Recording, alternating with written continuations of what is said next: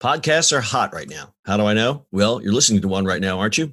But you might be wondering, how on earth do I get my voice out there and start my own podcast? It all seems so intimidating. Between hosting and platforms and monetization, it can get real complicated real quick. Well, I'm going to let you in on a little secret. We started this podcast over 2 years ago, not knowing clue one on how to do it. So how do we do it? We did it with Anchor. Anchor is the free podcast app with creation tools that allow you to record and edit your podcast right from your phone or computer. And Anchor will distribute your podcast for you, so it can be heard on all the platforms like Spotify, Apple Podcasts, and many more. And everybody likes money, right? Well, you can make money from your podcast with no minimum listenership.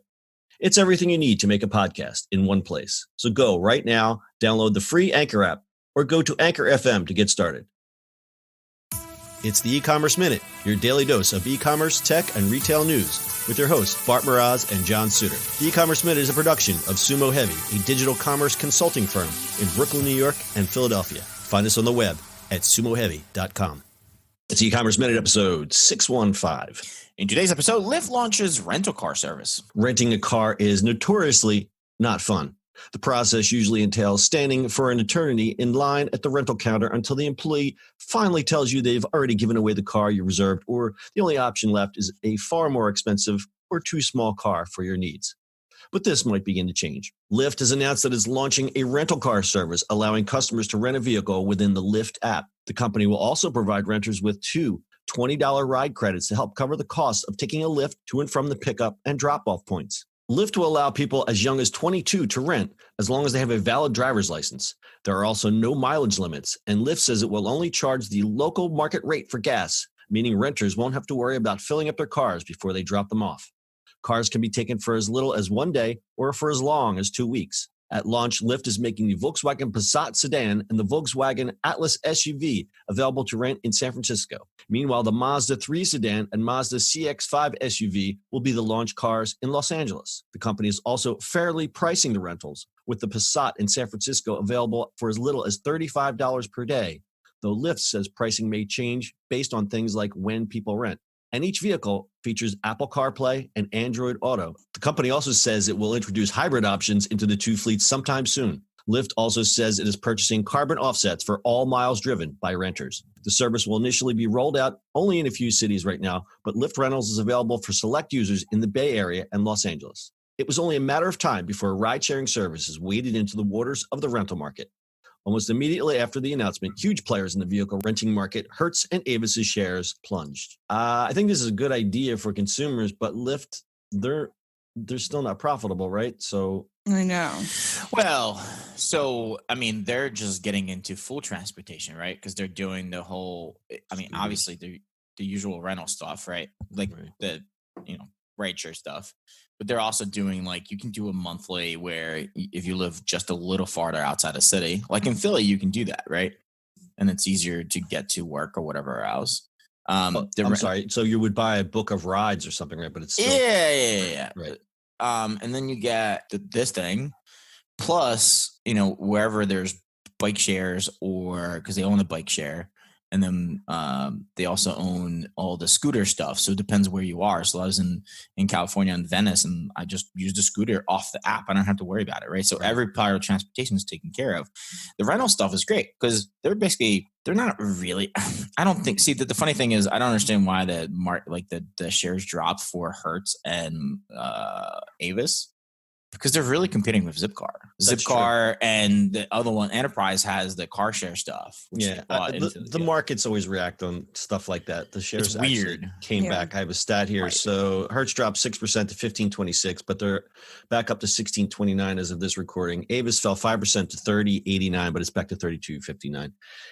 Market flinches on stuff like this. I don't think this is such like, oh my God, the rental car companies are going to go out of business. But they do have to anticipate and appreciate this type of competition, especially from Lyft and companies like Uber. Yeah, I mean that's why you see Enterprise have car share, car rental. They have all of it. I think Zipcar is interesting. Because it has, bless you. I know. I was like, I won't be able to edit that out. No, you won't be. And just keep on talking. I tried so hard. It's okay. So Zipcar is I've had Zipcar membership forever just because I didn't own a car for a very long time. But the problem with it, like, there's some parts of in Philly where renting a Zipcar is weird because they're on the street and they're so run down. It's like, Yeah. it's just they're so I've seen some destroyed pretty half crappy the ones. time, and it's crappy sometimes, and it sucks, right? You go try to pick it up, you go rent an appointment. What's cool is it's an hour. You can rent it for an hour or two if you need to. That's great. With Lyft and Uber coming into the play, you can go to appointments and stuff like that, and it's probably even cheaper to go get an Uber or Lyft to wherever you need to go, right? Right. This, I think, is great because rental companies need to compete on that stuff, Yeah, and I think the point of difference that was noted in the article is that one problem with young people trying to rent cars, what is it, 25? I mean, that's crazy. You can rent it below that, yes, but it's a pain. There's a lot more insurance. It has to be, yeah, but it is 25. So I'm saying, so now it's going to be as young as 22. And what I like is they're giving you the ride credits to get to and from wherever the rental place is. That, I think that's kind of a game changer. Obviously, they're going to lose a ton of money offering this. Obviously, the drivers will still get compensated for that, but to basically give you $40 to rent a $35 car, their expectation is you're going to keep that car for more than one day. Right. And I think what they're targeting is people who travel or people who on the weekends, they don't want to have to get into a car and say, okay, take me to CVS. Okay, take me. I just want to get in the car. I just want to drive around and do my errands. And I want to go have lunch. And I want to go to the museum. And I want to go down to the river. And I don't want to drop the car off. Might cost a little bit more, but you've got more of that control over your trip. I don't think this is so much. I really don't think obviously business travelers will take advantage of this, but I don't think that's who they're targeting here. I don't think so either. Yeah. The only problem I have was Zipcar, you have to return it exactly to the same place. Which is always yeah. I mean, I understand. Don't get me wrong. There's no way. There's no other way to do it. Sure. Somebody was trying to, but like the scooter, you just leave it wherever you want. Yeah, that's really that scooter, the little tiny thing, and this. Yeah. One of the guys that I was talking to in LA said that a lot of those scooters and stuff like that end up in the oceans and wash up on the beach. Because people got pain. They're just pain in this, but they actually are people who are trying to destroy them. But there's people who are protesting against them. So if they see a scooter sitting on the side of the road, they just pick it up and throw it in the water. Throw in the water, which is bad. What are you doing? So bad for the fish. Exactly. Right. I'm protecting the environment. Let me throw this in the water. But in places like Venice, they actually have people walk around because they gotta have to be charged. Yeah. There's no charging station, so people do. And actually, you get some of them if you park them in special designated areas. You get credit. Yeah. So they trying to battle that a little bit more. So again, I've never rented a scooter, but I know a little bit more than I should about it. So they have these fleets that go around to pick up the scooters, but that is not cost effective because they're basically just going, okay, there's a pile of scooters here, there's a pile of scooters there. I think one thing to get around the bias against the scooters because you just walk out of a store and there's 3 scooters, you're tripping over scooters. If you give some kind of incentive that, hey, just put the thing back in the docking station, give us a credit, that'll make us look better as a company, but it also the consumer, the rest of the public who are not tripping over these scooters might be a little bit more accepting towards it. So giving somebody a financial incentive to clean up your act is I think a good thing. Yeah, I agree. So Uber previously dipped into the rental space. They had a partnership with GetAround, but they shut that down at the end of 2018. And they also, I think we've done stories on this where Uber and Lyft, they're leasing the cars to the drivers, but that is really a whole other thing. So this is pretty cool though. You can rent it right from the app. So it's not a separate app. It's not a separate thing. I would probably take advantage of this only for the fact that they come and pick me up and drop me off. I think it's pretty cool. Yeah, I'm definitely game for this when I'm traveling, which is and my car world has changed a little bit. But I've been definitely a lot more a Lyft user for a while now than Uber. Same here. Yeah, same.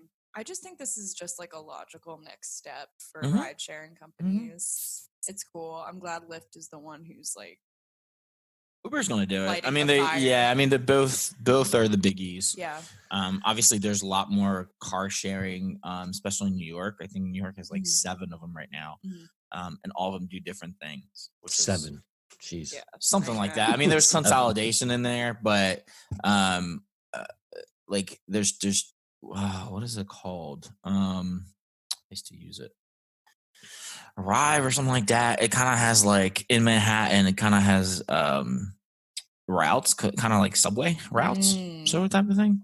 And you pay like $5. About that. That's cool. Yeah. So basically, it's almost like waiting for a bus. It's on the same route, and he's going to stop by, and he's going to be here at 10:12. And if you miss him, another one will be by what? Like Yeah.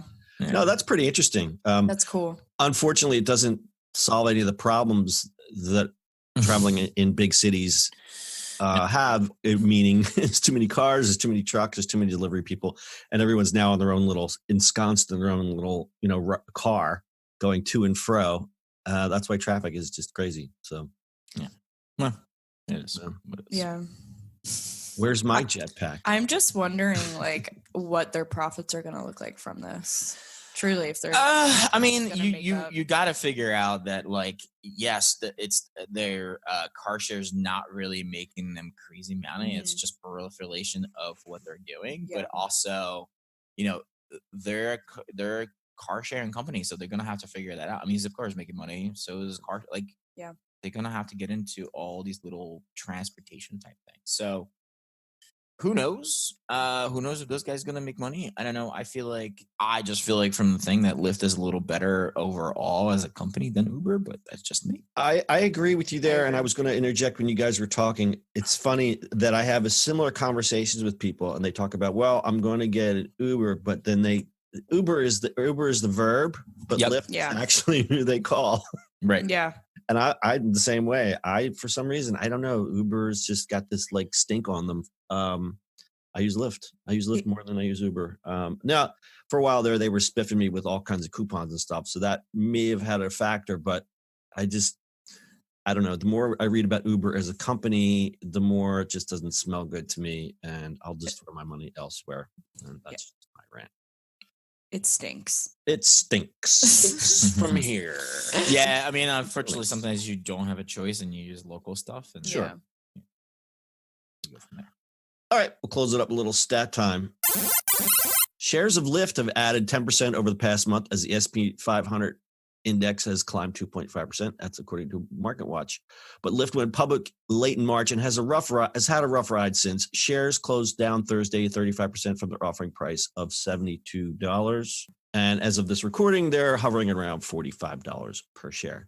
And the latest data available from 2018 shows that Lyft has around a 35% market share. That's according to Fortune. And Lyft reported Q2 revenue of $867.3 million versus $504 million in the second quarter of 2018, an increase of 72% year over year. So they are making money, but they are still not profitable. And as we said earlier, Hertz dropped 6% on the news to 15.26, but now it's up to 16.29 as this recording. Avis fell 5% to 30.89, but is back to 32.59. You guys got anything else? Nope. All right, go get your Lyft. That's your e-commerce minute for today. Stay tuned tomorrow for our 2019 year-end wrap-up show. You won't be disappointed. Make sure you carve out a nice hour and maybe get your loved ones around the fire and listen to our year-end episode. It's a real doozy. That's your e-commerce minute for today. We'll see you on the internet tomorrow. That's it for today's show.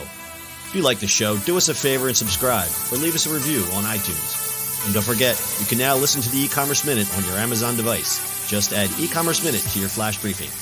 And finally, if you have a comment or suggestion or just want to say hi, find us on social media at Sumo Heavy.